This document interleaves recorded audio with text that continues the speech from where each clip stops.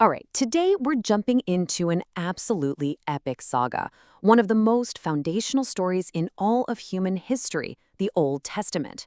We're going to trace this massive story all the way from the first moment of creation, through these unbelievable floods, the birth of nations, right up to the doorstep of the Promised Land. So let's dive right in.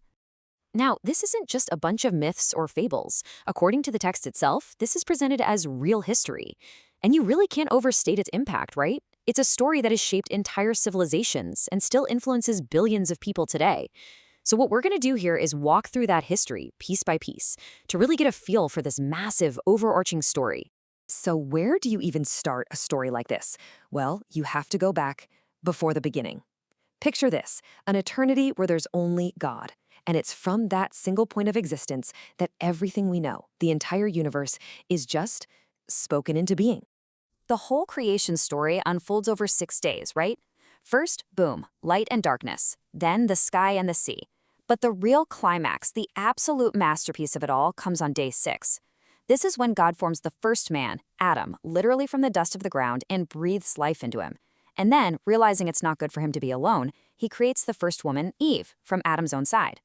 And life in this Garden of Eden, it's described as, well, perfect. You've got total innocence, this open, easy relationship with their creator, and no such thing as death. But then you get this huge turning point. A serpent shows up, tempts Eve to break the one rule they were given, and both she and Adam make that choice. The fallout is instant and it is devastating. It completely flips their world upside down. Innocence becomes shame. That easy fellowship with God, it turns into fear, and the ultimate consequence is death. But right in the middle of all this judgment, something pretty amazing happens. A tiny glimmer of hope appears.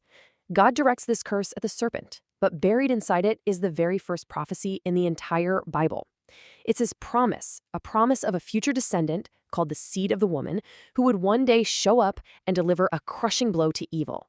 And this idea, it becomes like a golden thread that we're going to see woven through the entire Old Testament. So as people start spreading out across the world, that sin that started back in the garden, it spreads with them. And it gets bad. The world just spirals into this deep, dark place of wickedness and violence. So much so that the Bible says it actually grieved God's heart, and he makes this radical decision to basically hit the reset button. But in this totally corrupt world, there's one guy who stands out. Noah. The text calls him a righteous man who walked with God, and God gives him a job that, you have to imagine, it must have sounded completely nuts to everybody else. For 120 years, nowhere near an ocean, Noah is told to build this gigantic 3-story wooden boat, an ark. It was a rescue ship for a disaster that nobody else believed was coming. And when you look at the numbers in the story, you really get a sense of the sheer scale of this thing. We're talking 40 days and 40 nights of nonstop rain. The floodwaters keep rising for 150 days until they cover even the highest mountains.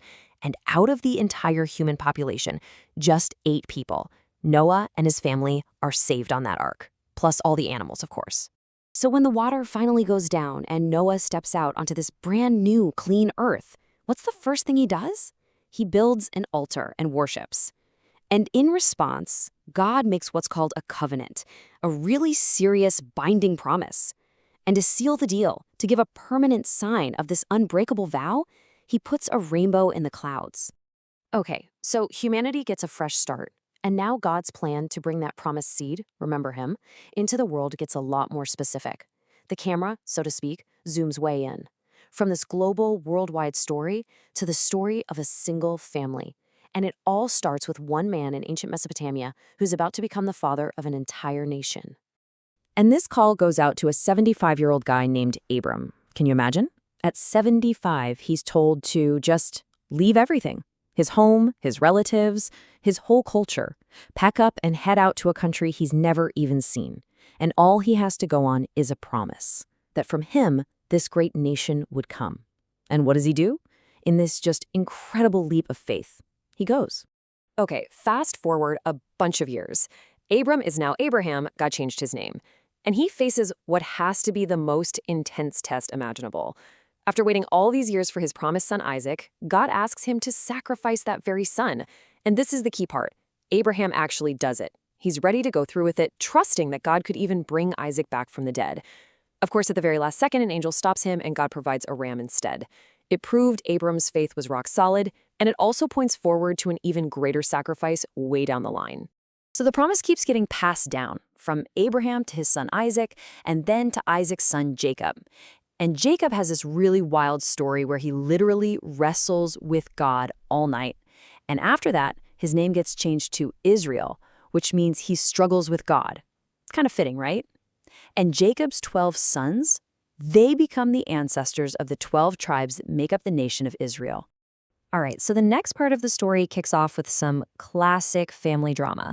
We're talking serious sibling rivalry. Jacob plays favorites with one of his sons, Joseph, and let's just say his brothers are not happy about it. And this family feud is what sets off a whole chain reaction that ends up moving the entire family, this future nation, to Egypt. I mean, Joseph's life is just an insane roller coaster. His own brothers betray him, sell him into slavery. Then he gets falsely accused, thrown in prison. You think it's over for him, right? But then, he has this God-given gift for interpreting dreams, which gets him an audience with Pharaoh. He correctly predicts a huge famine, and just like that, gets promoted to basically Prime Minister of Egypt. And years later, when he finally comes face-to-face with his brothers, he says one of the most famous lines in the whole story. "You guys meant this for evil, but God meant it for good." So because Joseph is in charge, his whole family, all 70 of them, move to Egypt and get treated like royalty. They get the best land, everything's great. But now, let's hit the fast-forward button for 400 years. A lot has changed. That little family of 70 has exploded into a huge population. There's a new pharaoh on the throne who has no idea who Joseph was, and he sees all these Israelites and gets scared. He sees them as a threat, so he enslaves them. I mean, talk about a reversal of fortune, from honored guests to a nation of slaves. But even way back then, as the family is just settling into Egypt, that golden thread of prophecy pops up again. On his deathbed, their dad, Jacob, makes a very specific prediction about one of his sons, Judah. He says that the right to rule, the king's scepter, will stay in Judah's family line until someone called Shiloh comes. And Shiloh is just another name for the promised Messiah. See how the promise is getting more and more focused? First a descendant of Eve, then from Abraham's family, and now specifically from the tribe of Judah. So after 400 long years of brutal slavery, the cries of the Israelites finally reach God, and the stage is set for one of the most incredible rescue missions in history. And it all starts with a baby boy born under a death sentence from Pharaoh himself. And that baby, of course, is Moses. His life is wild. It's like a play in 3 acts, each one 40 years long. Act 1, he's raised as a prince in Pharaoh's palace. Act 2, he's a fugitive hiding out as a shepherd in the middle of nowhere. Then for Act 3, when he's 80 years old, God speaks to him from a burning bush and gives him his mission. Go back to Egypt, free my people. Pharaoh's response, no way.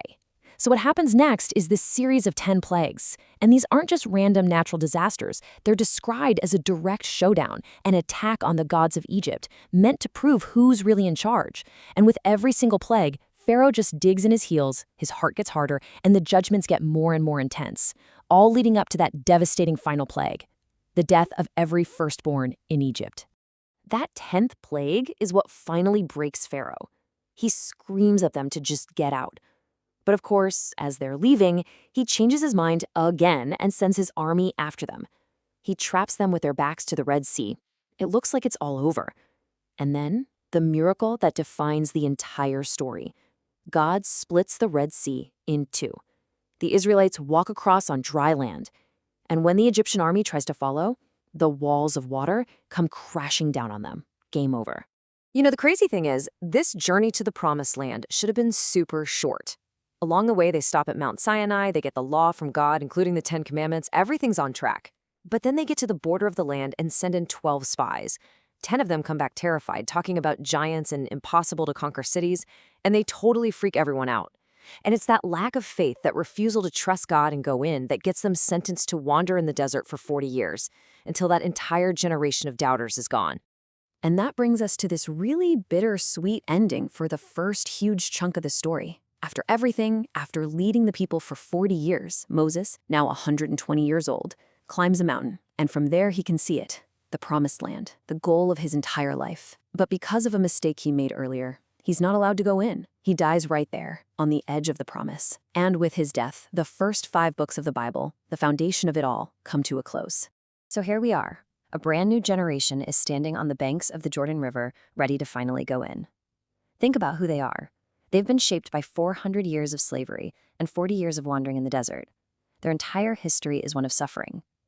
But their future is built on this incredible hope, this divine promise. And that really leaves us with a big question, doesn't it? What really defines a people? Is it their past, all the suffering they've been through? Or is it their future and the hope of what's to come?